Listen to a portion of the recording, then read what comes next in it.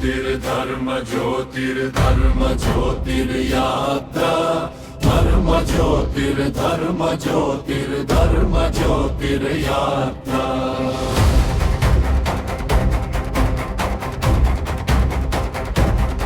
शिवराजयोगी कृष्ण स्वामी वीरध्वजमेगुरेत्तगा शक्ति మార్గమున సాగే సత్య దీపం వెలిగెదా అంధకారమున చెరిపే ఆత్మజ్యోతి జ్వలించదా ధర్మ పథమున నడిపే దివ్యయాత్ర ఇదేరా धर्म ज्योतिर्धर्म ज्योतिर्धर्म ज्योतिर्यात्रा धर्म ज्योतिर्धर्म ज्योतिर्धर्म ज्योतिर्यात्रा।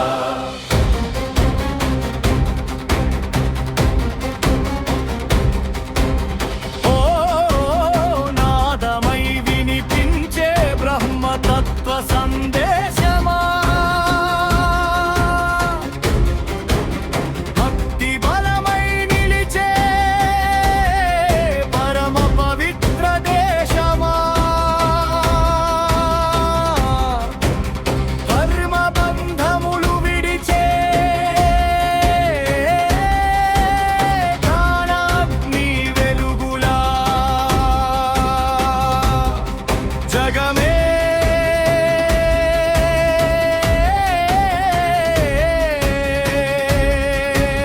మార్గమై నిలిచే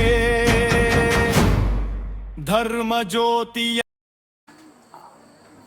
ఇప్పుడు నాకు ఆకలి కాంది, మీరు ఎంత తినమన్నా నాకు ఇప్పుడు ఆకలి వేయట్లేదు, కొంచెం ఆగుండ్రి అంటారు.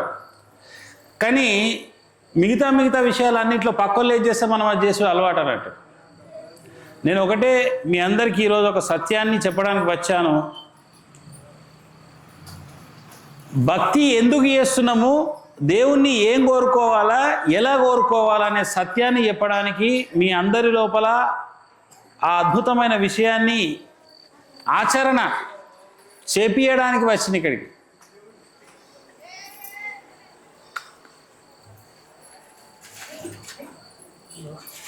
అందరము భక్తి భగవంతుణ్ణి ఏదో ఒక దేవుని నమ్ముకుంటాం. కొందరికి మహాదేవుడు ఇష్టం, కొందరికి అమ్మవారి ఇష్టం, కొందరికి ఆంజనేయ స్వామి ఇష్టం, అట్లా ఇష్టాలు ఉంటాయి. కొందరికి రామచంద్రమూర్తి ఇష్టం, ఎన్నో ఇష్టాలు ఉన్నాయి. ఏ దేవుడైనా మీరు ఎక్కడికి వెళ్ళినా ఒకటే నేను చెప్తున్నది ఏంటంటే, భగవంతుణ్ణి ఏం అడగాలి, ఎలా అడగాలని మనకు ఒక వేదం అనేది ఒకటి ఉన్నది. మన ప్రామాణిక గ్రంథం, మన యొక్క సనాతన ధర్మంలో, మన హైందవ సాంప్రదాయంలో మనకు మూల గ్రంథం ఏమిటంటే వేదం. వేదం అర్థం కాకపోతే ఉపనిషత్తులు అర్థం కాకపోతే రామాయణ భారత భాగవతాలు భగవద్గీతలు, ఇది ఇట్లా ఉంటుంది. మరి వేదమే మూలం అన్నిటికీ. రామచంద్రమూర్తి కూడా వేదాన్నే అనుసరించారు, శ్రీకృష్ణ పరమాత్మ వేదాన్నే అనుసరించారు. అటువంటి వేదంలో ఉన్నటువంటి గొప్ప విషయం ఏమిటి? అట్లా ఎన్నో 21,350 పైచిలుకుతో మంత్రాలు ఉంటాయి. అందులో 4 వేదాలు, ఋగ్వేద, యజుర్వేద, సామవేద, అథర్వణ వేదం అని. ఈ కాలంలో అంత చదవలేం. మరి అందులో ఏమున్నది, భగవంతుని ఎట్లా ప్రార్థించాలని ఉన్నది అనే రహస్యాలు మాలాంటి వాళ్ళు చూసి ఆశ్చర్యపోయి, మనం ఇట్లా ఎవరు ప్రార్థిస్తలేరు కదా, మరి సామాన్య మానవులు పంతులు ప్రార్థిస్తున్నారు, కానీ అది మనకు అర్థమైతే లేదు. పంతులకు వస్తాయి ఈ మంత్రాలు, మనకు రావు. మరి మన బాధ ఎవరినాలా, దేవుడు ఎట్లినాలంటే మన భావన ఎట్లుండాలనేది ఇలా తెలుసుకోవాలి. భగవంతుని భాష ఏంటంటే మంత్రమా, తంత్రమా, యంత్రమా, మరాఠీయా, తెలుగా, ఇంగ్లీషా, హిందీ అంటే ఏది కాదు. భగవంతుని భాష నీ యొక్క ఆకలి. నీ ఆకలి అంటే ఏంది? నీ లోపట ఏదైతే భావన ఉన్నదో ఆ భావనతో నువ్వు భగవంతుని నీకు ఏ భాషలు వస్తే ఆ భాషలు అడుగు అన్నది వేదం. ఇట్లనే అడగాలని ఏం లేదు రూల్. నీ భావన సరిగా ఉండాలి. మరి భావన ఏం భావన ఉండాలా? ఎట్లుండాలా భావన?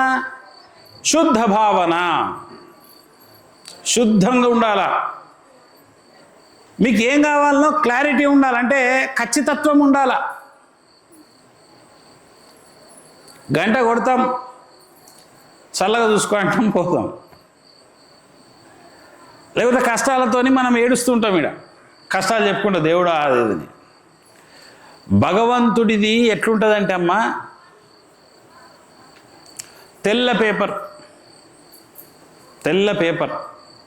నువ్వేం రాసుకుంటావో రాసుకో. భగవంతుడు అంటే తెల్ల తెర. నువ్వేం సినిమా వేస్తావో వేయు. అంటే నీకు ఏం కావాలనే దాని మీద మేము దీని మీద రీసెర్చ్ చేశాం. ఇవి ఎట్లా నెరవేరుతున్నాయి? అప్పుడు మాకు తెలిసింది ఏంది వేదం ద్వారా, అదంతా మేము చదివిన తర్వాత లేదా మేము రీసెర్చ్ చేసిన దాంట్లో తెలిసింది ఏంటంటే, భగవంతుడికి ఒకరు ఎక్క కాదు, ఒకరు తక్క కాదు. కుల మతాలు ఎక్కువళ్ళు తక్కువళ్ళని అనుకునేది మనం. దేవుడు అనుకోడు. మహాదేవుడు ఎవరు చిన్న దండం స్వీకరిస్తాడు, ఎవరు నైవేద్యం పెట్టినా స్వీకరిస్తాడు. ఒకవేళ ఆయనకి ఎక్క తక్క భేదాభిప్రాయాలు ఉంటాయని దేవుడు అనరు. ఇంకెవరో అంటారు. ఇక మన లెక్కనే మనిషి ఇంకేదో అంటారు. దేవునికి అందరూ సమానమే. అవునా కదా? అయికేనాయి మరాఠీ ఇప్పుడు తెలుగా అన్నీ మిక్స్ ఉన్నాయి. మరి మరాఠీలకు తెలుగు అర్థమవుతున్నది ఇంతకు. ఇప్పుడు భగవంతుడికి అందరూ సమానమే అంటాం. మరి ఎందుకు అండి కొందరు ఎక్క కొందరు తక్కువ ఉన్నారంటే వారి వారి కర్మను బట్టి జన్మ తీసుకున్నారు. వారి వారి కర్మను బట్టి వాళ్ళు బాధలు అనుభవిస్తున్నారు. మరి కరెక్టే. ప్రతి ఒక్కరు మనం ఏమంటామండి, రాత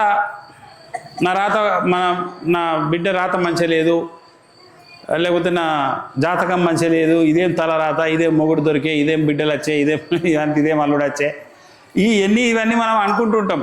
ఇదేం రాత, ఇదేం పరీక్ష, ఇదేం విపరీతం, ఇవన్నీ మనం అంటాం ఊర్లల్లో. మరి ఆ రాతను అనుభవించడమా అధిగమించడమా? అనుభవించడం అంటే ఇక ఎట్లుంటే అట్లా ఏదో జీవితం నడుపుతున్నాం. తింటే తిని మనసులో పట్టేది, పంట నిద్ర రాదు. ఏ దేవుడు ఏం చేస్తున్నాడు మాకు ఇంకా దేవుడి మీద నిందలేస్తాం. సోమవారం ఒక పొద్దు పట్టుకున్నా కానీ ఏం ఫలితం ఉన్నది, మంగళవారం ఒక పొద్దు పట్టుకుంటే ఏం ఫలితం ఉన్నది, శనివారం ఒక పొద్దు పట్టినా ఏం ఫలితం ఉన్నది, గలి చెప్తే గటు పోయినా ఏం ఫలితం ఉన్నది, వీళ్ళు చెప్తే ఇటు పోయినా ఏం ఫలితం ఉన్నదని వాళ్ళ మీద వీళ్ళ మీద ఏడుస్తాం. అవసరమైతే దేవుళ్ళ మీద. అంతేనా? మీరు ఎవరిని తప్పు పట్టద్దు. తప్పు పట్టాల్సింది ఎవరు అంటే మిమ్మల్ని మీరే, నన్ను నేనే. ఎవరిని తప్పు పట్టడానికి వీలు లేదు.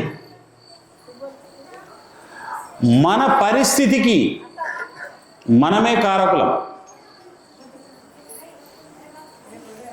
నీ పరిస్థితికి నువ్వు కారకురాలు, ఎవరు కాదు. ప్రారబ్ధ కర్మ తలరాతను అనుభవించడమా అధిగమించడమా రెండు నీ చేతుల్లో ఉన్నాయి. రాత తప్పదంటారు కదా, ఉన్నమాటనే అది. రాత తప్పదనేది ఉన్నమాటనే. కానీ రాతను తిరగ రాయొచ్చు అంటున్నది వేదం. ఇదే మాట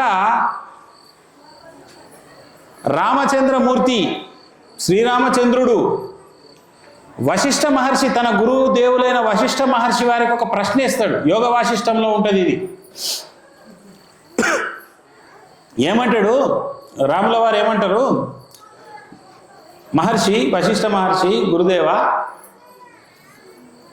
అసలు ప్రారబ్ధం గెలుస్తుందా పురుష ప్రయత్నం గెలుస్తుంది. రెండిట్లో ఏది గొప్పది? మరి ప్రారంధమే గెలుస్తే ఇక మనం పని చేసుడు ఎందుకు? సపదాకా మనం ఏదైనా ప్రారంధం తప్పదంటే ఇంట్లో కూర్చున్నా మనకు వచ్చేది వస్తుంది కదా.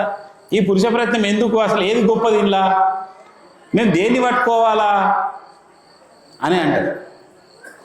అప్పుడు గురువు గారు అంటారు, వశిష్ఠ మహర్షి, రామచంద్రమూర్తి, నువ్వు అడిగిన ప్రశ్న చాలా బాగున్నది. ఇది నీ ప్రశ్ననే కాదు, సర్వుల ప్రశ్న. అంత తలరాత అయినప్పుడు ఇంకా మనం ఏంటికి పని చేయాలా?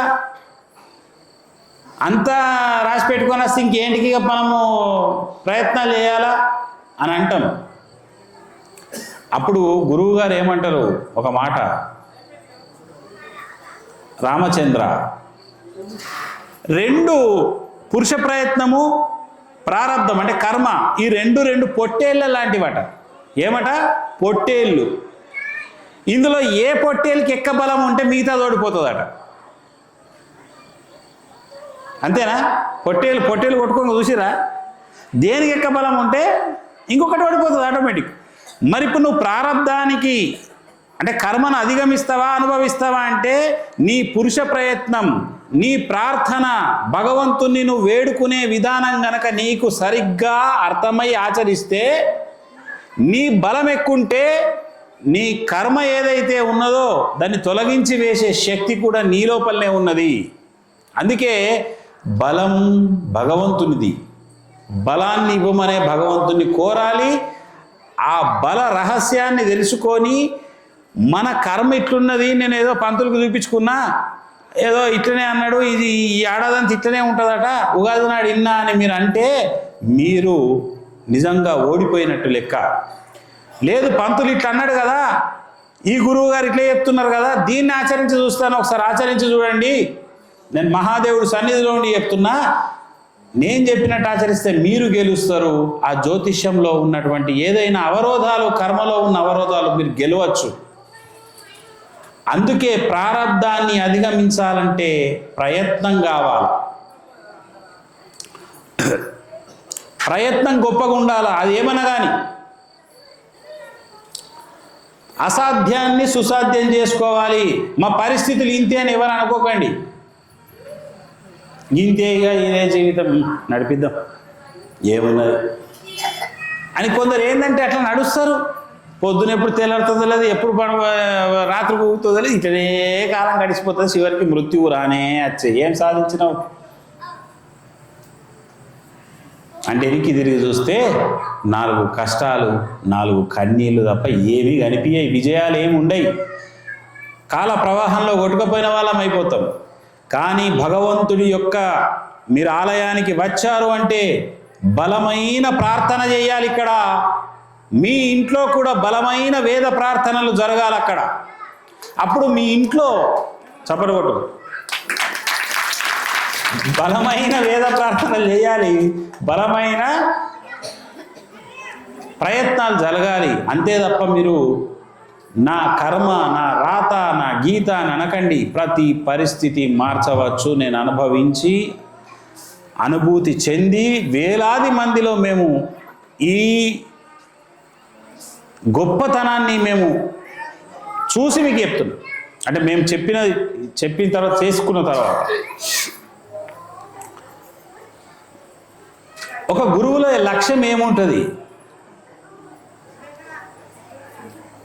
తానొక్కడు బాగుపడడం, తన కుటుంబం బాగుండడం, తను భగవత్ అనుభూతిని, భగవత్ సాక్షాత్కారాన్ని పొంది తనేదో ఇంట్లో కూర్చోవడం, ఇది దేవుడు ఒప్పుకోడు. తను ఏ జ్ఞానం అయితే పొందాడో అందరికీ తెలియజేయాలి. అందరికీ భగవంతుని యొక్క రుచిని అందించాలి. అందుకే ఒకరిని చూసి ఒకరు చేసే భక్తి అది అనుకరించే భక్తి అవుతుంది. ఇప్పుడు నేను చెప్పే భక్తి జ్ఞాన భక్తి అవుతుంది. అంటే ఇది జ్ఞానం అనేది మీకు ఇస్తుంది. ఈ జ్ఞానముతో మీరు మహాదేవుణ్ణి లేదా మీ ఇష్టదైవాన్ని ఎవరినైనా సరే, అది అందులో ప్రాబ్లం లేదు. దేవుడు అంటే ఒక్కడే, నామరూపాలు అనేకం, భగవంతుడు ఒకడే. మన ఇష్ట అనుకూలమైన రూపాలు పెట్టుకొని మనం పూజించుకునే హక్కు ఉన్నది. ఏ దేవుడి గుళ్ళనైనా ఏం ముట్టిస్తాం? దీపమే ముట్టిస్తాం, ఇంకొకటి ముట్టియం. దీపం కామన్, ధూపం కామన్, అగరబత్తి కదే, నైవేద్యం కదే. రూపాలు మారుతున్నాయి, మన ఇష్ట రూపాలు, అంతే. అంతేనా? మనం అంతా ఇంతమంది ఉన్నా కానీ మనం తినేదేమిటి? అన్నం. తాగేదేమిటి? నీళ్లు. కానీ రూపాలు అనేకం. అట్లనే భగవంతుడి రూపాలు అనేకం. మీరు పెట్టే దీపం, ధూపం, నైవేద్యం ఒకటే, అందులో తేడా లేదు. ఇప్పుడు కావలసిన తేడా కేవలం మీ యొక్క ప్రార్థనలో లోపం. వేద ప్రార్థన, శివ మహాదేవుని ప్రార్థన ఎట్లా చేయాలని నేను ఇప్పుడు నేర్పుతా, మీతో చేపిస్తా. ఆ రకంగా మీరు ఇంట్లో చేసుకోవాలా. ఇక్కడ గుడికి వచ్చినప్పుడు కూడా మౌనంగా ఇట్లా కూర్చొని, ఇప్పుడు ఎంత ప్రశాంతంగా కూర్చున్నారో, ఎవరు చూస్తున్నారు, పక్కోళ్ళు ఏమనుకుంటారు, ఎదుటివాళ్ళు ఏమనుకుంటారు, వాళ్ళు ఏమనుకుంటారు, అవేమీ అనుకోవద్దు. భగవంతుడు ఏమనుకుంటున్నాడు నీ గురించి అనుకో.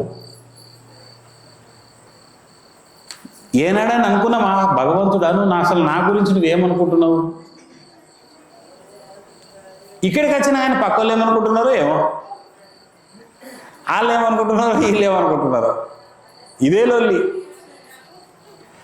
మీరు భగవంతునితో ఏకత్వం పొందితే, భగవంతుని శక్తి నీలో పొందితే నీకు శాంతి, ఆనందము, సౌభాగ్యము ఇవన్నీ వస్తాయి. వెలుగు ఉన్న చోట చీకటి ఉండదు, భగవంతుని ప్రకాశం ఉన్న చోట మీకు మిగతా మనం ఏదైతే అనుభవిస్తున్నామో బాధలు అవి ఉండేవి. ఆయన ప్రకాశం ముందట బాధ అనేది ఉండదు. అందుకే శివ మహాదేవుడు లోకములో శ్రీరామచంద్రుడు ఆరాధించిన మహాదైవం, శ్రీకృష్ణ పరమాత్ముడు ఆరాధించిన మహాదైవం, సకల యోగులు, ఋషులు, మునులు ధ్యానించిన మహాదైవం శివ మహాదేవ్. ఆయనను మించిన దైవం మరొకరు లేరు. అటువంటి మహాదేవుణ్ణి ప్రార్థించే విధానము నేర్చుకోవాలా.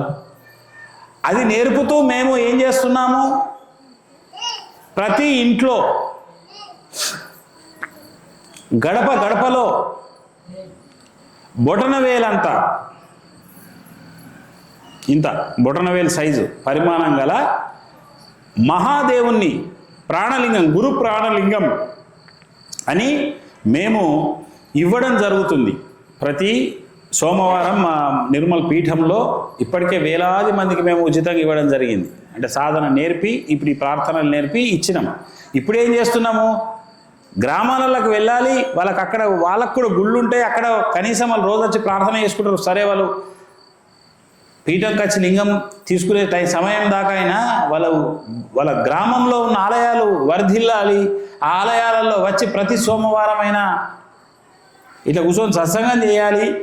లేదా వాళ్ళు వచ్చినప్పుడల్లా కూర్చొని కొంచెం భగవంతుని ప్రార్థించే విధానం తెలాలని. మరి ఎట్లా ప్రార్థించాలండి అనేది ముందు చెప్పి తర్వాత మేము అక్కడ ఇచ్చే గురు ప్రాణలింగం గురించి చెప్తా.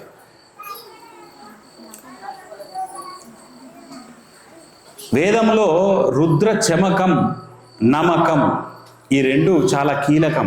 కృష్ణ యజుర్వేదీయంలో ఉంటుంది. రుద్రం అంటారు. రుద్రం, రుద్ర నమక చమకం అంటే ఇప్పుడు ఇందాక నేను రాగానే అక్కడ లోపల స్మరించాను.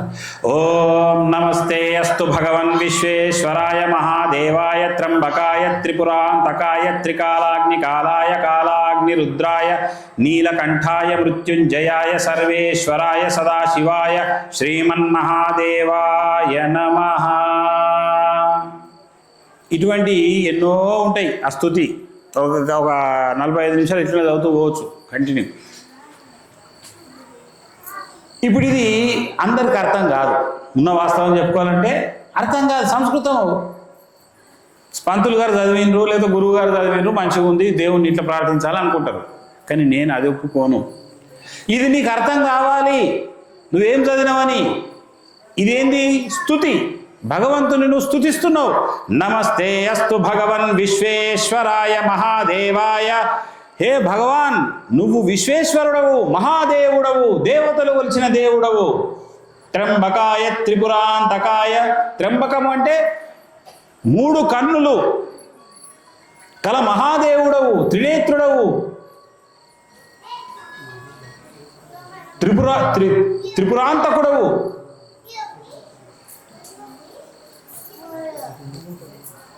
కాలాగ్ని రుద్రుడవు, నీలకంఠుడవు, మృత్యుంజయుడవు, సర్వేశ్వరుడవు, సదాశివుడవు, అటువంటి నీకు నేను నమస్కరిస్తున్నా అని దీని అర్థం. ఇదేంది? స్తుతి. నమ్మకం అంటే స్తుతి. ఇక చమకం ఉంటుంది ఒకటి. ఇదే అద్భుతం. మానవుడి జీవితంలో ఉన్న 366 కోరికలకు ప్రార్థన ఉంటుంది.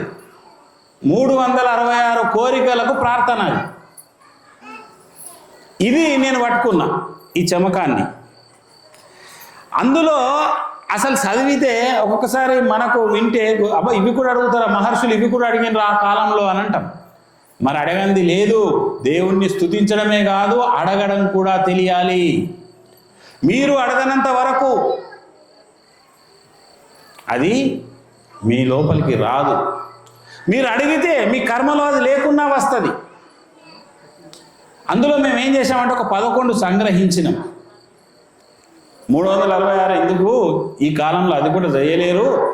మానవుడికి ఒక 11 కోరికలు ఉంటాయి. ఒకటి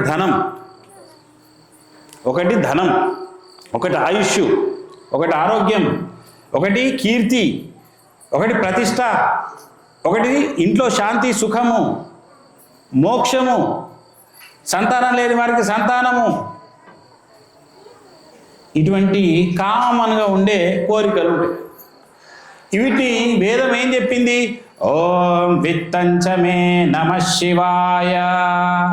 ఇప్పుడు అందులో ఉంటుంది మీకు ఇచ్చే కార్డులో. ఇప్పుడు మేము ఇచ్చే లింగం ఇచ్చినప్పుడు ఇది కార్డు ఇస్తాం ప్రతి ఒక్కరికి. విత్తంచమే. ఇప్పుడు ఇక్కడ ఎవరికైనా గురు ప్రాణానికి ముందు ఇంట్లో ఏం లేదా? ఎవరి ఇంట్లో?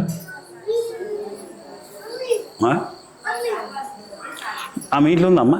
అదే పర్వాలేదు. ఇప్పుడు మీకు ఇచ్చిందంటే ఉన్నాయా? ఇప్పుడు నేను చెప్పినా అర్థమవుతుందా మీకు? విత్తంచమే నమః శివాయ అంటే ఏంటని అర్థం? హే శివ, హే మహాదేవ, నాకు ధనము ప్రసాదించు. విత్తం అంటే ధనం. పంతులు చదువుతారు విత్తంచమే విత్తించమే ఆయుష్యమే జ్యేష్ఠమే నడుస్తూనే ఉంటుంది. అది నీకు అర్థం కాదు. అర్థం కానిది అర్థం లేదు. అప్పుడు నేనేమంటా, నీకు విత్తంచమే నమః శివాయ అనాల్సిన పని లేదు. నీకు అది రాదు, అనరాదు. నువ్వేమనాలా? మహాదేవ్ నాకు మంచి ధనం ఇయ్యు అని అదే 11 సార్లు అట్లా కూర్చొని శివుణ్ణి ఇక్కడ పెట్టుకొని మహాదేవుని మందిరంలో ఎక్కువ సార్లు అడగాలి. ఇది ప్రార్థించే విధానం. మీకు ప్రార్థించే విధానం చెప్తున్నా. మీరు అడగారు, ఏడుస్తారు. దేవుడు అంటే నీకేం కావాలంటాడు, నువ్వంటావు ఏడుస్తూనే ఉంటావు. నీకు తెలియదా అంటావు. అరే నీకేం కావాలో నీకు తెలుసా? నాకు తెలుసు కానీ నీకు తెలుసా? తెలియదు. నీకు తెలిసేంత వరకు నేను అనుగ్రహించా. నాకు ధనం కావాలి, నాకు 1,00,000 రూపాయల బాకీ ఉన్నది కదా, నాకు ఒక 2 లక్షలు వచ్చే మార్గం చూపెట్టు. సంపదలో నాకు వ్యాపారమో వ్యవసాయమో ఎన్నడో కలిసి రావాలా, బరకత్ రావాలా, ఆపదకు పైసలు పుట్టాలా. ఏదైనా సరే ఎవరిని మనము శరణు జొచ్చాలి అంటే దేవతలు కొలిచిన మహాదేవుని శరణు వేడాలి. రావణాసురుణ్ణి సంహరించేటప్పుడు కూడా 4 నెలల పాటు శ్రీరామచంద్రుడు మట్టి లింగాన్ని వేసుకొని కఠోరమైన తపస్సు చేసి శివానుగ్రహంతో ఎన్నో అస్త్రాలు పొంది రావణాసురుణ్ణి సంహరిస్తాడు రామచంద్రుడు. అదే శివగీత అంటారు. భగవద్గీత కంటే ముందు యుగంలో శివగీత జరిగింది. అది రామచంద్రుడికి శివుడికి మధ్యలో సంభాషణ. శ్రీకృష్ణ పరమాత్ముడు 16 నెలలు కఠోరమైన తపస్సు చేస్తాడు ఒంటికాల పైన శివుడి కోసం. అప్పుడు సాంబుడు అనే ఒక కుమారుని వరంగా పొందుతాడు. మంచి శౌర్య పరాక్రమాలతో ఉంటాడు. అందుకే మీరు ఏ పనైనా చేయండి, ఆరాధించాల్సిన దేవుణ్ణి ఆరాధించి ఆయనను ప్రార్థించే విధానమును మీరు ఆచరిస్తే మీ జీవితాలలో అద్భుతాలు అవుతాయి. ఫిర్యాదులు చేయకండి, ప్రార్థన చేయండి. మళ్ళీ చెప్తున్నా, ఫిర్యాదులు చేయకండి. ఫిర్యాదు అంటే ఇక్కడికి వచ్చి నాకు అది లేదు ఇది లేదు అని అనకు, నీకు ఏం కావాలనో అని అడుగు. ఇప్పటి నుంచి ఇక్కడికి వచ్చి నాకు అది లేదు ఇది లేదు, అది కష్టాలు ఉన్నాయి కన్నీళ్ళు ఉన్నాయని ఈ మాటలు వరకకండి. నీకేం కావాలి? ఇప్పుడు నేను చెప్తున్నా, విత్తంచమే నమశివ అంటే ధనమును ప్రసాదించు శివ. అది 11 సార్లు అన్న. ఆయన చూసుకుంటాటవా, కళ్ళు మూసుకోరటవా? ఓం నమ శివాయ, నాకు ధనం ప్రసాదించు. ఏ మహాదేవా, నాకు ధనం ప్రసాదించు. అదే 11 సార్లు అన్నదే అనాలా, అడిగింది అడగాల. హే మహాదేవా, నాకు ఆరోగ్యము ప్రసాదించు. మీకు ఎవరికైనా హెల్త్ ప్రాబ్లమ్స్ ఇది ఉంటే మీరు ఒక పని చేయండి, ఇక్కడ వచ్చి కూర్చొని, ఇప్పుడు ఒకరికి ఎవరికైనా కిడ్నీలో రాళ్ళు ఉన్నాయి ఈడ అంటే అనుకోండి, ఉదాహరణ ఎవరికైనా కిడ్నీలో రాళ్ళు, కిడ్నీ వ్యాధులు ఏదో ఉందా అనుకోండి. కిడ్నీలు ఏమి ఉంటాయమ్మా? గేడు ఉంటాయి వెనక బాగా. మీరు ఏం చేయాలా? ఇక్కడ కూర్చొని ప్రశాంతంగా ఆ కిడ్నీల మీద దృష్టి పెట్టాలి.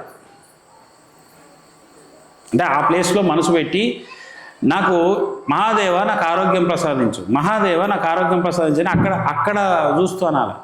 కొద్దిసేపు అయినా అక్కడనే చూస్తూ ఓం నమ శివాయ, ఓం నమ శివాయ, ఓం నమ జపం చేసుకోవాలి అక్కడ. ఇప్పుడు ఏమవుతుంది?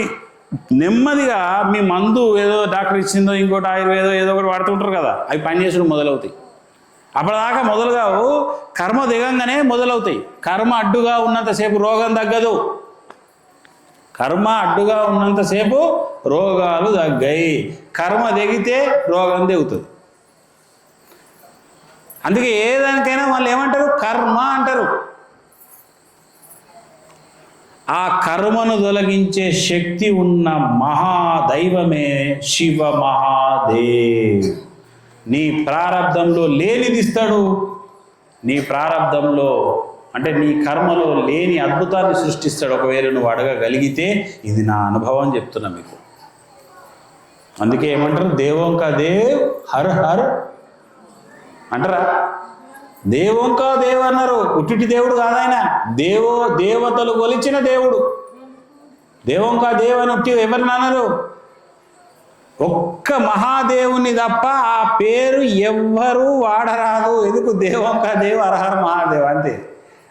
ఎందుకన్నారన్నమాట? శ్రీరామచంద్రుడు, శ్రీకృష్ణుడు, ఇప్పుడు మీకు అటు పోతే దత్త భగవానుడు, అందరూ ఆరాధించిన ఏకైక మహాదైవం. ఆయనకు ఆది లేదు, అంతము లేదు, జననం లేదు, మరణం లేదు. అన్ని సకల సృష్టిని సృష్టించిన సృష్టికర్త మహాదేవుడు అంటున్నది వేదం. విశ్వేశ్వరుడు అనే పేరు ఒక్క శివుడికి ఉన్నది. సర్వేశ్వరుడు అనే పేరు ఒక శివుడికి ఉన్నది, ఇంకోళ్ళకి లేదు. కాబట్టి అటువంటి మహాదేవుని మందిరంలో మనం ఏం ప్రార్థన చేయాలి అనేది ఇప్పుడు మనం తెలుసుకున్నాం. ఇప్పుడు మనం ప్రార్థన చేద్దాం. నేనంట మీరు కూడా ప్రశాంతంగా అనండి. అప్పుడే మీకు తెలుస్తుంది అన్నిటి ఎట్లా అనిపిస్తున్నారు గురువు గారు. ఓకేనా? అందరూ కళ్ళు మూసుకోండి. ధర్మ జ్యోతిర్ ధర్మ జ్యోతిర్ ధర్మ జ్యోతిర్ యాత్ర, ధర్మ జ్యోతిర్ ధర్మ జ్యోతిర్ ధర్మ జ్యోతిర్ యాత్ర.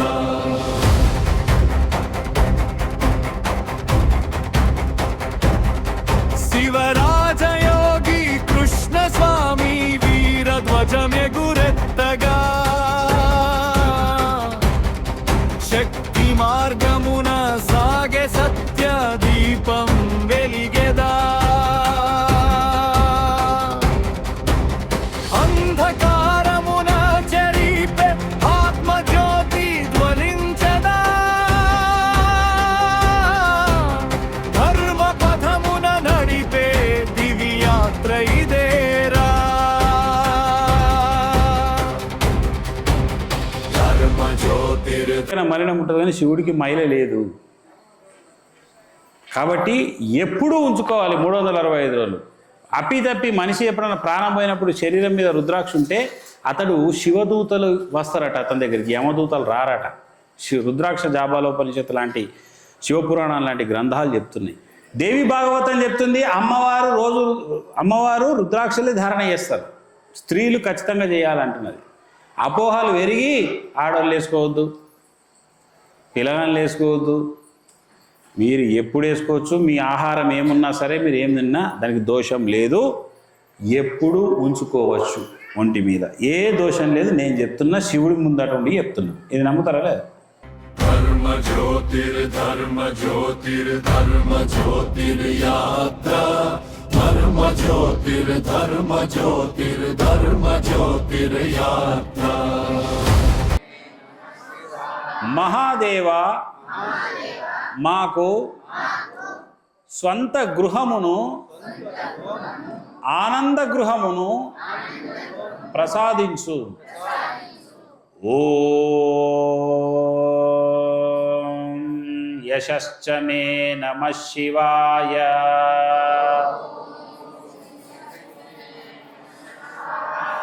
మహాదేవ మాకు కీర్తిని ప్రసాదించు.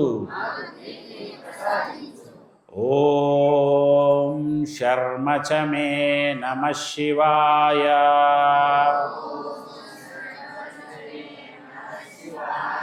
మహాదేవ మాకు సుఖశాంతులను ప్రసాదించు.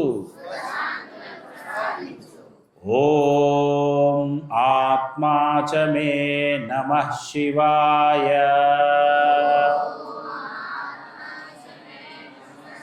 మహాదేవ మాకు మోక్షమును ప్రసాదించు. ఓం ధనంచ మే నమః శివాయ.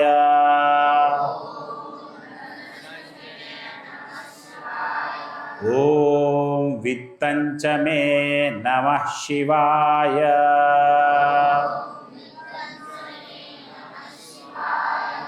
ఓం ఆయుశ్చ మే నమః శివాయ.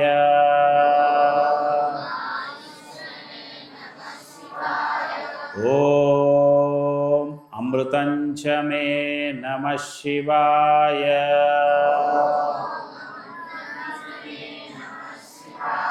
ఓం నమః శివాయ. ఓం నమః శివాయ. ఓం నమః శివాయ. ఓం నమః శివాయ. ఓం నమః శివాయ. కానీ నన్ను అడిగితే కళ్ళు మూసుకొని చేసిన దానికి చాలా ఫలితం ఉంటుంది. అంటే అందులో ఇన్వాల్వ్ అయిపోవాలి. తెలుగులో అనండి, అటు ఇటు అయిన ఏం కాదు. మహాదేవా నాకు ధనం ఇయ్యు, మహాదేవా నాకు ధనం ఇయ్యు, మహాదేవా నాకు ధనం ప్రసాదించు అని నిజమైన ఆర్తితో అడగాలి. ఎంత చెట్టుకు అంత గాలన్నట్టు మన అవసరంకు తగ్గట్టు ఆయన ఇస్తాడు. కానీ నీకు క్లారిటీగా నువ్వు అడగాల, నాకు ఇది కావాలా. ఆరోగ్యం లేదు, ఊకే పానం మంచి లేదు అనుకుని, మహాదేవ నాకు ఆరోగ్యం ప్రసాదించు. ఇందాక నేను చెప్పినట్టు ఎక్కడ రోగం ఉంటే అక్కడ మనసు పెట్టి ఓం నమః శివాయ జపం చేస్తూ నాకు ఆరోగ్యం ప్రసాదించు. ఓం నమః శివాయ నాకు ఆరోగ్యం ప్రసాదించు. ఓం నమః శివాయ నాకు ఆరోగ్యం కలగని. ఓం నమః శివాయ నా పానం మంచిగా ఉండని. నీ భాష ఏదైనా కానమ్మా, భావన కాల. నేను ఫస్టే అన్నా, దేవుడిది ఏం భాష? నీ భావననే భాష, నీ భాషనే ఆయన భావన. కానీ అడగడంలో లోపం ఉండద్దు, అడగడంలో లోపం ఉండద్దు. అడిగితే ఆయన ఒమ్ము చేయడు. పిల్లల గురించి, చదువు గురించి అడుగుతారా? అడగండి. కొందరు అనుకుంటారు మా పిల్లల చదువు లేదు దీనిని. మీరు అడగచ్చు, ఏదన్నా అడగండి. ఒకటే 4 గుర్తుపెట్టుకోండి.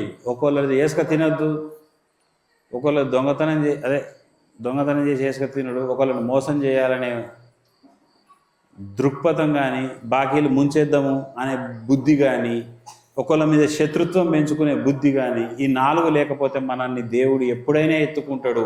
ఇది నా జీవిత అనుభవం. ఈ 4 మర్చిపోద్దు. నీ ధర్మం నిన్ను రక్షిస్తుంది. నువ్వు అడిగేది ధర్మంగా అడుగుతున్నావు, ఆయన ఇస్తాడు. దేవుడు ధర్మాత్ముడి పక్క నిలబడకపోతే ఎవరి పక్క నిలబడతాడు? ఈ 4 లేవ ఏ పూటకైనా అది అంటే ఎప్పటికైనా అది పతనమే. ఈ 4 ఉన్నాయి, ఆ మనిషి ఏ పూటకైనా విజయమే. భగవంతుడి మార్గం ఇది ఒకటి నేను తెలుసుకున్న సత్యం ఇది నా జీవితంలో. కాబట్టి ఒక మంచి అంశం పైన మనం ఈరోజు అయితే చాలా మంచిది. అటువంటి గురు ప్రాణాలకి వీళ్ళ ఇంట్లో ఉంది మన వాళ్ళు. ఇట్లా సుమారు 1 year అయిందా మీరు తీసుకొని? అయింది. కాబట్టి అట్లా ప్రతి ఇళ్ళల్లో అట్లా పెట్టుకోండి. ఇక్కడ దేవుడు ఉంటాడు, అక్కడ కూడా ఇంట్లో పెట్టుకోవాలి, ఇక్కడ ప్రార్థించాలి. ఇంట్లో రోజు చిన్నగా 5 నిమిషాల పాటు ఆ శివుడికి నీళ్ళతోని అభిషేకం చేసి తీర్థం తాగాలి. అప్పుడు మనం ఏదైతే అనుకుంటూ చేస్తున్నామో అది మన లోపలికి పోతుంది తీర్థ రూపంలో. కాబట్టి ఇంట్లో ఎన్ని లింగాలు ఉన్నా ఇచ్చే గురు ప్రాణలింగం విశిష్టత ఏంటంటే గురువులు తపోశక్తిని నింపి అది ఇస్తారు. ఇటువంటి ఉపదేశపూరితంగా ఇస్తారు కాబట్టి దాని విలువలు వేరుంటాయి. అటువంటి ఇప్పుడు టైం మనకు ఎంత కొద్దిగా ఉంటుంది కాబట్టి ఇందులోనే మీకు అన్నీ చెప్పి కొంత చెప్తే అర్థమయ్యేదే చెప్పి ఇక వేరేది ఏం చెప్పలే. చెప్పుకుంటూ పోతే ఎంతో ఉన్నది, కొంచెం చెప్పినా మీ సమయం కూడా విలువైందే. కాబట్టి ఏది అవసరమో చెప్పినా మీ పరిష్కారంకు ఆ లింగం కూడా మీకు ఇస్తారు, నిర్మల్లో ఇస్తారు. అది ప్రతి సోమవారం దానికి సంబంధించిన వివరాలంతా మీకు ఇక్కడ ఉన్న వాళ్ళు చెప్తారు. సేవకులు ఎవరైనా ఉంటే మన సేవకులు చెప్తారు. మీరు ఆ శివలింగాన్ని ఖచ్చితంగా మీరు పెట్టుకున్నారంటే అప్పటి నుంచే మీ ఇంట్లో అద్భుతాలు ప్రారంభమైపోతాయి. ఎందుకంటే వేలాది మంది జీవితాలలో మేము చూసినాం, వేలాది మంది, వందలు కాదు, మేము ఇప్పటికే వేల మందికి ఇచ్చాం. ఇది ఇంకా ఒక ఉద్యమం లాగా కోటి ప్రాణలింగ యజ్ఞం, అంటే కోటి గృహాలలో అటువంటి ప్రాణలింగాలు పెట్టాలనేది మనకు శివాజ్ఞ ప్రేరణ వలన మేము చేస్తున్నాము. ఇంకా ఇది అందరికీ రీచ్ కావాలని గ్రామం తిరిగి ధర్మజ్యోతి యాత్రగా ఇవాళ మీ గ్రామంకి వచ్చి ఈ ధర్మం విషయాలు చెప్పి వెళ్ళడమే ధర్మజ్యోతి యాత్ర.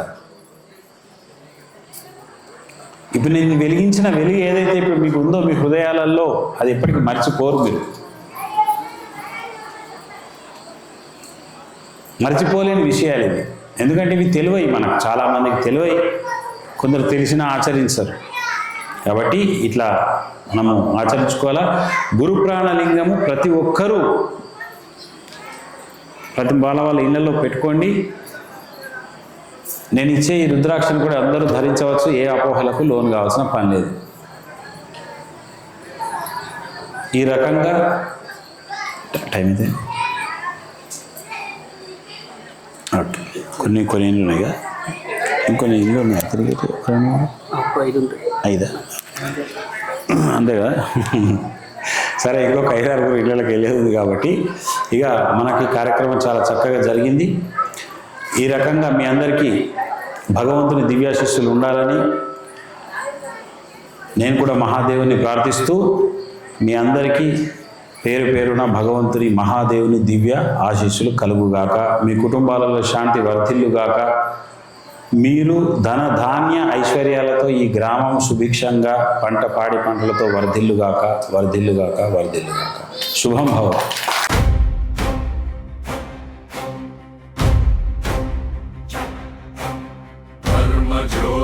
धर्म ज्योतिर्यात्रा धर्म ज्योतिर्यात्रा.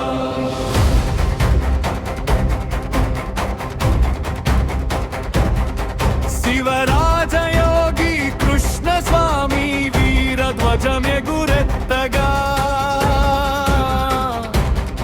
శక్తి మార్గమున సాగే సత్య దీపం వెలిగెదా. అంధకారమున చెరిపే ఆత్మజ్యోతి జ్వలించదా. ధర్మ పథమున నడిపే దివ్యాత్ర ఇదేరా.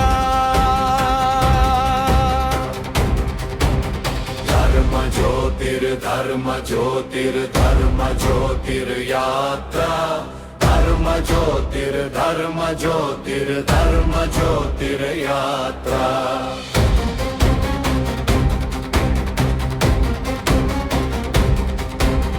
ओ नादमై వినిపించే బ్రహ్మతత్వ సందేశమా భక్తి బలమై నిలిచే పరమ పవిత్ర దేశమా ధర్మ బంధములు విడిచే జ్ఞానాగ్ని వెలుగులా జగమే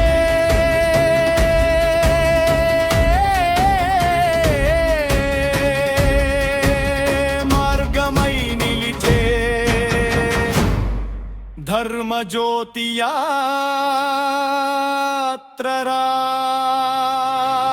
ధర్మ జ్యోతిర్ధర్మ జ్యోతిర్ధర్మ జ్యోతిర్యాత్ర ధర్మ జ్యోతిర్ధర్మ జ్యోతిర్ధర్మ జ్యోతిర్యాత్ర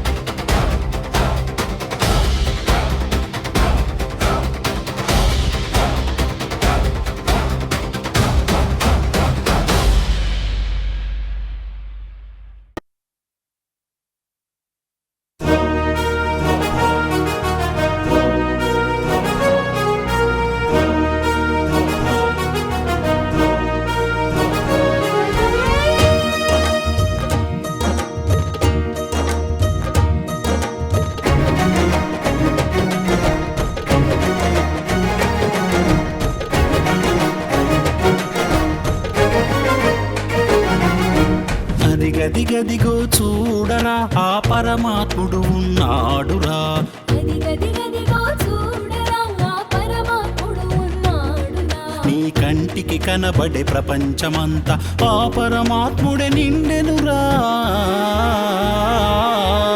అదిగదిగదిగో చూడరా ఆ పరమాత్ముడు ఉన్నాడురా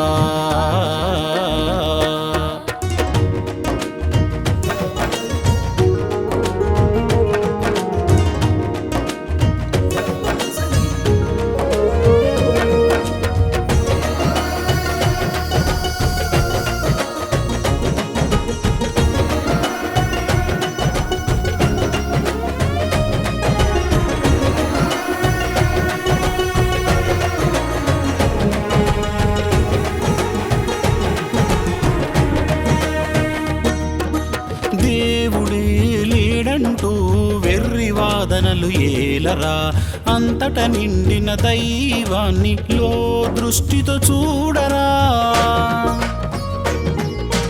దేవుడే లేడంటూ వెర్రి వాదనలు ఏలరా అంతట నిండిన దైవాన్ని దృష్టితో చూడరా దేవుడే సత్యమురా ఆ దైవము నీవేరా దేవుడి సత్యమురా ఆ దైవము నీవేరా నీలో ఉన్న ఆ దైవమును ధ్యానము తోడా తెలియుమురా నీలో ఉన్న ఆ దైవమును ధ్యానము తోడా తెలియుమురా అదిగదిగదిగో చూడరా ఆ పరమాత్ముడు ఉన్నాడురా అదిగదిగదిగో చూడరా ఆ పరమాత్ముడు నీవేనురా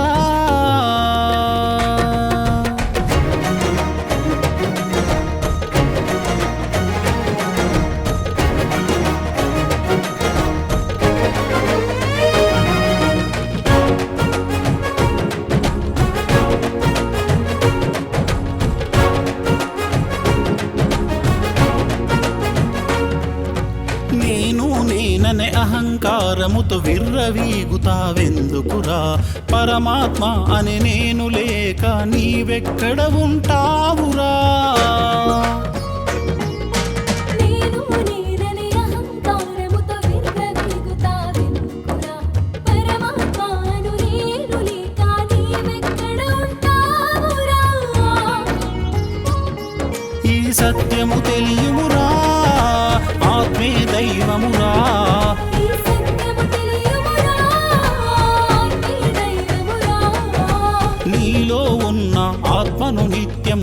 ధ్యానము చేయుమురా. నీలో ఉన్న ఆత్మను నిత్యము ధ్యానము చేయురా. అదిగదిగదిగో చూడరా ఆ పరమాత్ముడు ఉన్నాడురా. అదిగదిగదిగో చూడరా ఆ పరమాత్ముడు నీవేనురా.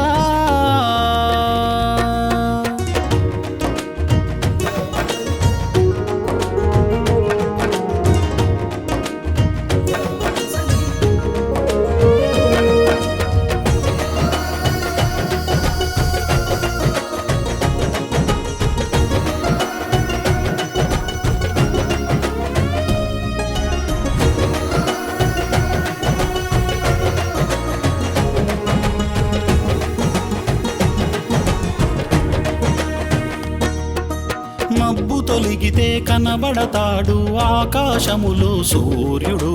నీలో అహము తొలగగానే వెంటనే వెలుగును పరమాత్ముడు. మబ్బు తొలగితే కనబడతాడు ఆకాశములో సూర్యుడు. నీలో అహము తొలగగానే వెంటనే వెలుగును పరమాత్ముడు. అహమును తొలగించుమురా పరమాత్మై వెలుగుమురా. అహమును తొలగించుమురా పరమాత్మై వెలుగుమురా. నీ శక్తి ఏమిటి తెలిసి యోగివి కమ్మురా. నీ శక్తి ఏమిటో తెలిసి యోగివి కమ్మురా. అదిగదిగదిగో చూడరా ఆ పరమాత్ముడు ఉన్నాడురా. అదిగదిగదిగో చూడరా ఆ పరమాత్ముడు నీవేనురా.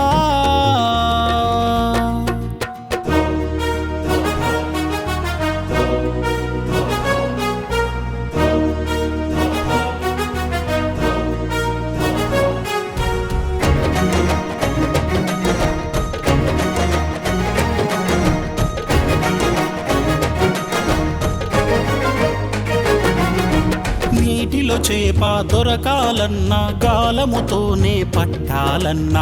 నీలో దైవము వెలగాలన్నా హంస సాధనతో దొరుకునురన్నా. నీటిలో చేప దొరకాలన్నా గాలంతోనే పట్టాలన్నా. నీలో దైవం వెలగాలన్నా హంస సాధనతో దొరుకునురన్నా. ఈ సాధన తెలియుమురా పరమాత్మై వెలుగుమురా. ఈ సాధన తెలియుమురా పరమాత్మై వెలుగుమురా.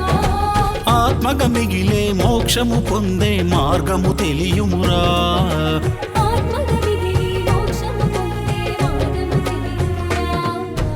అదిగదిగదిగో చూడరా ఆ పరమాత్ముడు ఉన్నాడురా. నీ కంటికి కనబడే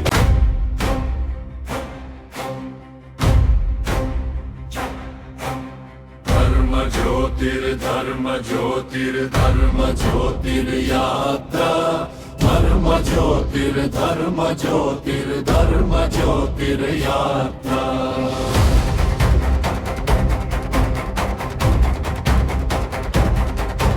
శివరాజయోగి కృష్ణ స్వామి వీరధ్వజమే గురెత్తగా శక్తి మార్గమున సాగే సత్య దీపం వెలిగెదా అంధకారమున చెరిపే ఆత్మజ్యోతి ధ్వనించదా ధర్మ పథమున నడిపే దివ్యాత్ర ఇదేరా धर्म ज्योतिर्धर्म ज्योतिर्धर्म ज्योतिर्यात्रा धर्म ज्योतिर्धर्म ज्योतिर्धर्म ज्योतिर्यात्रा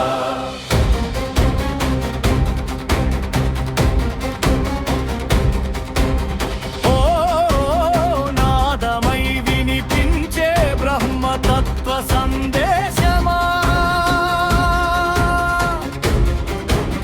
భక్తి బలమై నిలిచే పరమ పవిత్ర దేశమా ధర్మ బంధములు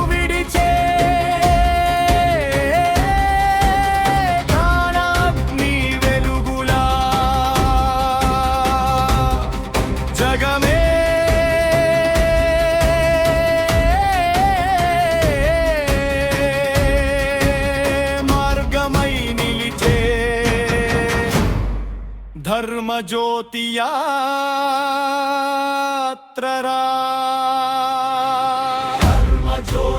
ధర్మ జ్యోతిర్యాత్ర